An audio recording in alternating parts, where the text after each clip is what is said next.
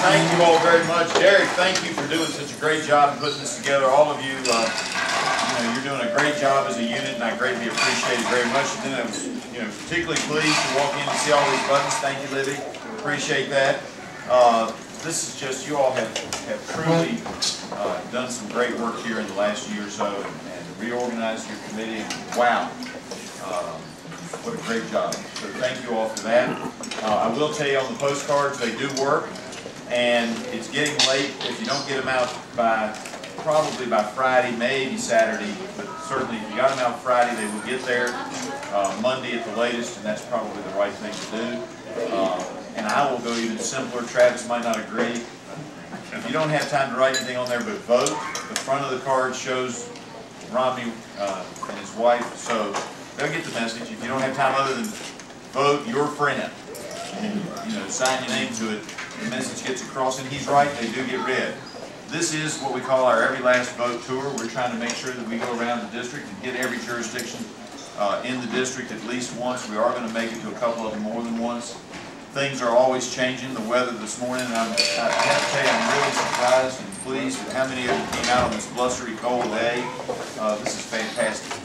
But we are trying to get around, and for those who haven't heard, we have a change in the schedule to Thursday, because Mitt Romney is going to be in Roanoke Thursday at 9:30, 10, 9:30. So some of you may want to make that trip down there, but he's also doing the tour. So we're having to rearrange our Every Last Vote tour. And Derek pointed out something that I never even thought about. I need to track it down now. That I prefer the paper signs to the plastic signs. Derek says, you're probably bringing jobs to Covington with that. And I have to admit, I was always liked the paper better than the plastic, but it is whiteboard. I need to track down. It probably is made right here in Covington, and then shipped off and put colored on it and folded up and glued and sent back. But anyway, I do appreciate that. Folks, this is an important election. Every last vote is going to count. Virginia is still considered a battleground state, and I'm feeling really good. I think we're going to win the 9th district fairly large. But 4 years ago, the 9th district carried for McCain, but only voted 67%. And that's one of the reasons we're doing this tour, because there are other parts of Virginia that may not share our values and share our common sense approach to the way things ought to be run in Washington, and they may make another mistake. So what we have to do is make sure we get every one of our folks out to vote, that we make sure that everybody who wants to get out to vote does get out to vote. So if you know somebody who's a shut-in and doesn't vote absentee, now I'd encourage them to go ahead and vote absentee. But if they haven't done that, then help them get to the polls on election day. Do what you can, because it is an important election. And I do want to everybody knows the broad scope, so I'm going to touch on just a few little points. Y'all keep eating. Don't worry about that. It is a shame. There are big subjects out there that everybody wants to talk about and that you hear on all the talk shows, but some that I haven't heard as much about. For example, we just had a new report that in the third quarter our economy grew by 2%, and the administration in Washington, some of them you would think were ready to go out and do a little jig in the streets. But contrast that with China. China is very worried about their economy because they only had 7.3% growth. We're supposed to be happy with 2% growth, 1.7 for the year, but 2% in the third quarter, and China's unhappy with 7.3. There's something wrong in Washington, and I know that getting to 7.3 in a more mature economy like ours is tough, but we should be able to get a whole lot better than 2%, and we shouldn't be happy. We shouldn't be ready to dance a jig in the streets because we've reached 2% growth. That's the kind of celebration that ought to be saved for 5, 6, or 7% growth as opposed to 2%. And that's part of the problem in D.C. is they think that's good. They think the fact that the report on unemployment shows that we finally, after 40-some months, got down below 8%. But when they passed all those bills, when the Democrats had the Senate and had the House and had the White House, they promised if we did what they said, that we would be down below 6% by now. We've just gotten under 8%, and some of those numbers, I think, are not going to be long-term. I hope they are. But some of those numbers I don't think are going to be long-term. But we'll just have to see. Now, on the positive side, I hope we continue to see employment get better. But a large part of that, as all of you know, is because people have given up hope. They've lost hope. We were promised hope and change, and instead what we've got, people losing hope all across the country, dropping out of the workforce. So it's extremely important that we elect the Romney-Ryan ticket to the White House and the vice presidency, because I am convinced that they can turn this country around. Paul Ryan and I have actually spoken on several occasions before he was the vice presidential nominee, because I had issues with the way the budget was done and the way the rules were worked. He knows how to make the system work without crippling the government. He knows how we can save substantial amounts of money. And I think I'm very excited that Mitt Romney picked him as his running mate, because what it said to me, more than anything else, it said that Mitt Romney was not just about winning on November 6th. He's about winning for America long term, and he picked the best man he could find to help America get its budget under control and to help him create jobs. And that's the kind of leader that Mitt Romney is and will continue to be when he's our president. He will pick the very finest people who know whatever subject matter it is that he picks them to do. They will be the best in the country available for that position. So I'm very excited about that, but we have to turn people out, because no matter how much we are excited about it or how much we think it ought to happen, if we don't do the work over these last 7 days, it won't happen. We talk about George Allen. And here we have a very clear difference. I am one of a handful of people, and maybe two handfuls, who served all 4 years with George Allen in the House of Delegates and all 4 years with Tim Kaine. George Allen got a lot of things done. He had a Democrat Senate and a Democrat House. He still got all of his major, with the exception of one. He got most of his major. He lost one major initiative. He got it through the House and the Senate, even though they were controlled by members of the other party. Tim Kaine. I racked my brain for weeks trying to remember what it was, because I knew there was something he got done. And then I remembered he finally made a decision and got it approved by the proper authorities in Richmond to do the intermodal facility in Elliston. And that was something I agreed with him on. So I'd like to point out the one thing he got done. It was not of major statewide consequence, but it was something. He tried raising taxes, which is why it does get my blood boiling a little bit. When I see him standing there on TV and he says, we balanced the budget required by the Constitution, and we didn't raise taxes. We didn't raise taxes because the House of Delegates wouldn't let him raise taxes. Each year that we were there, he put in at least one tax increase bill. He called us into special sessions. He called us into a special session one time, he didn't get any votes. I noticed I didn't say he didn't get any votes from the Republicans. He didn't get any votes from the Democrats, the Independents, or the Republicans. He called us into a special session and had done no legwork for his bill. Now, governors have to work. They can't just stand on a balcony somewhere and say, here's what we're going to do. They have to work to get their initiatives through. That's what George Allen did. He's a worker. Tim Kaine called us into special session, couldn't get his bill introduced in the Senate, and when we put his bill on the floor, because he was the governor, we thought we owed it to him. I'm being a little sarcastic. We knew his bill wasn't very popular. We put it on the floor of the House. Not one member of the Virginia House of Delegates voted for it. But he brought us into special session because he was determined he was going to get his way. When he didn't get his way, what did he do? Close down the rest areas, claiming we didn't have enough money in transportation. That's right. And then now I have to confess that some of my friends were up on this more than I was, but they knew something wasn't right. So in the House, we asked, and we sent a resolution over to the Senate asking for an audit of VDOT because we said there should be more money there. And Tim Kaine's folks came in and said, this is just political grandstanding. There's no need for an audit. But when Bob McDonnell became governor, ladies and gentlemen, he did an audit. Day one, he issued the order for the audit, and they found that there was between $1.4 and $1.5 billion of money missing. Now, it wasn't stolen, it was just lost, and Bob McDonnell's audit found that money.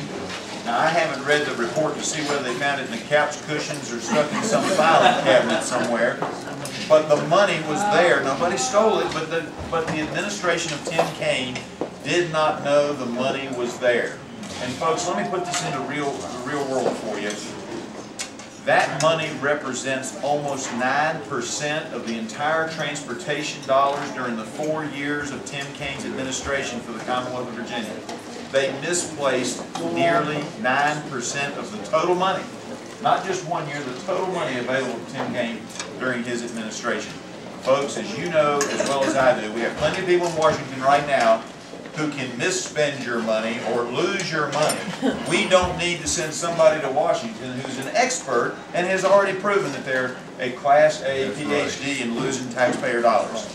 You work too hard for that money. You need to be able to keep it in your pocket if we're just going to leave it in the couch cushions.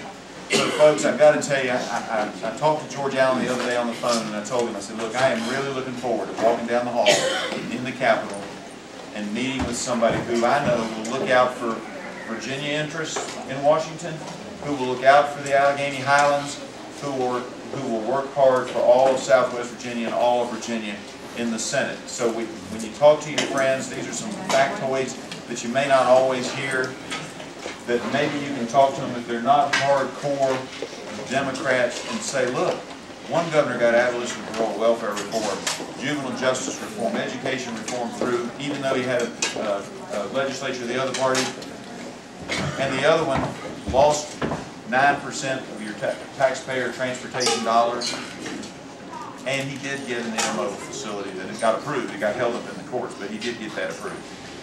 So folks, that's the contrast there. I do need your support as well. My campaign may not be as close as the presidential campaign and the Senate race, but I never take anything for granted. So I do ask for your support and your help, and I know and I appreciate all that you've already done. But I would be remiss if I didn't say that I want your help and I need your help. And make sure that when you talk with your friends, if somebody says for anything that they don't like about what we're doing, A, make a note of it so you can tell me after the campaign so we can try to do better, because we always do better. And B, let them know that I have been working hard in Washington to get our spending under control, to make sure that we're spending that money that we have wisely, to make sure that we don't have unreasonable regulations that make it harder on businesses to create jobs. You know, it's great when a business figures out how they can maybe manage with a certain set of regulations, but if they have to spend hundreds of millions of dollars to do so, that's hundreds of millions of dollars they're not investing in something else.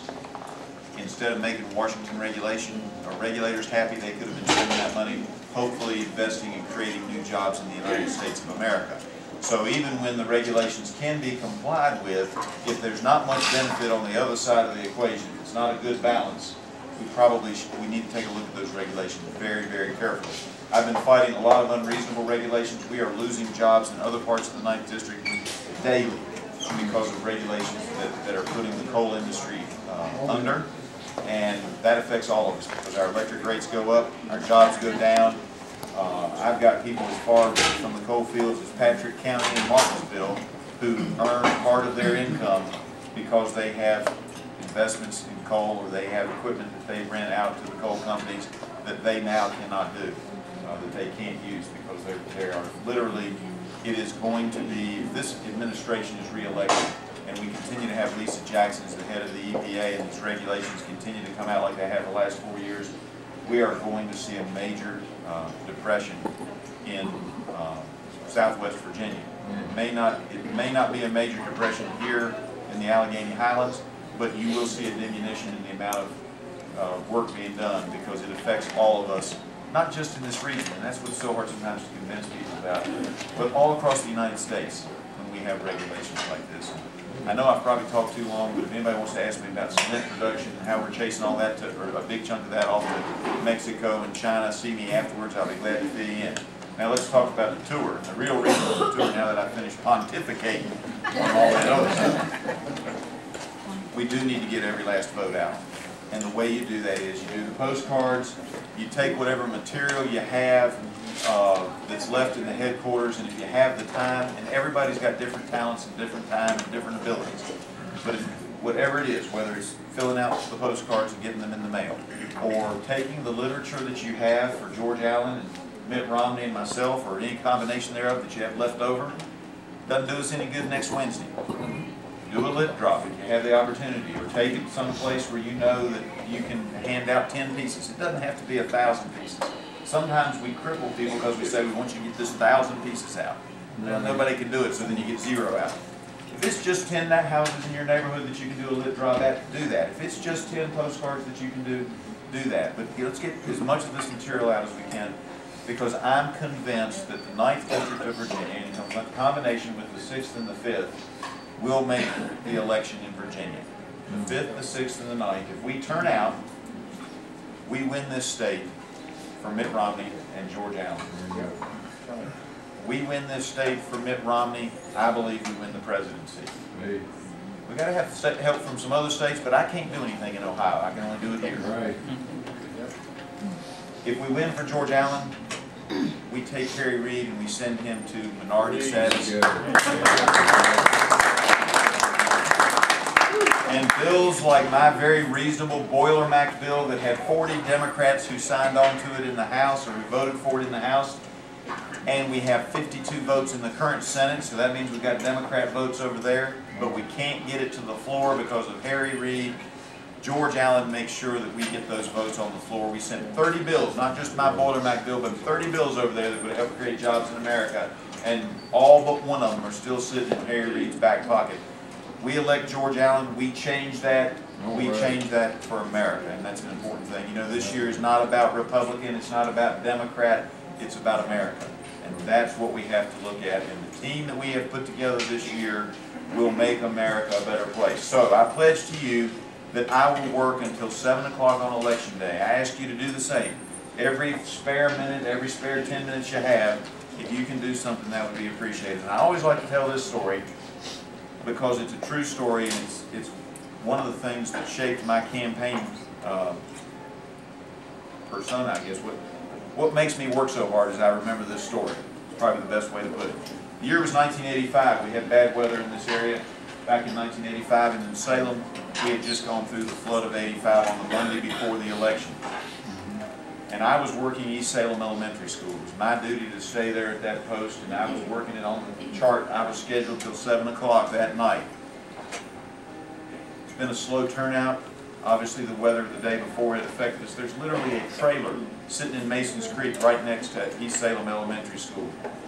It's 6:45. The Democrats left about 6 o'clock. I'd already pulled up all of our signs and put them in the back of my car because, you know, there weren't very many people coming in. Nobody had come by for at least a half an hour, and I was feeling kind of silly. I tell you, why am I standing here? It's cold. I was doing the knocking the feet together thing, trying to keep myself warm. When all of a sudden, coming in off the road, 2 headlights come in. They're coming in at a pretty high rate of speed. This fellow jumps out and he says, "Did I miss the election?" He said, "I was cleaning up from the flood and I saw the news and I had almost forgotten that I've never missed a vote." I said, "No, sir, you've got just enough time to go in right here through this door." I handed him the material for our candidates as he went into the door. He came back out a few minutes later, just before the lady stepped out, and said, "The polls are now closed." And he and I were talking when she came out to say the polls are closed. And what he said to me, I won't ever forget. Now, I might be wrong by word, but the principle's pretty much there. He said, I got into the voting booth and I realized that, you know, I've been busy with the flood and all kinds of things were going on, and I really didn't know. I knew I should vote, but I really hadn't paid that much attention to what was going on. And I wasn't sure who I should vote for. And then I remembered in my hand I had the materials you handed me. And I said to myself, I said, "I want you to know this." I said to myself, if that young man, keep in mind it was 1985, I don't qualify as a young man anymore, but in 1985 I think I still qualified. And he said, if that young man is willing to stand out there in the cold and the dark, his candidates must be worthy of my vote. And we got those votes. Every last vote counts. That was the last vote in 1985 at the East Salem precinct. And it counted. What we have to do is we have to find those people who may be distracted because there's something going on in their lives, or there's something going on in the world around them that they're distracted a little bit. We have to make sure, A, they get to vote, and B, that they understand that our candidates are worthy of their vote. Ladies and gentlemen, if you do that, as I will be doing until 7 o'clock, I'll be there. When somebody steps out, I think I'm going to be in Pulaski this year. But I will be at that precinct until 7 o'clock. When somebody steps out and says the polls are now closed, because I believe that every last vote counts. If we do that, we will be successful, and we will bring to America better government. Ladies and gentlemen, thank you so much for turning out today. God bless each and every one of you, and God bless these United States. Thank you.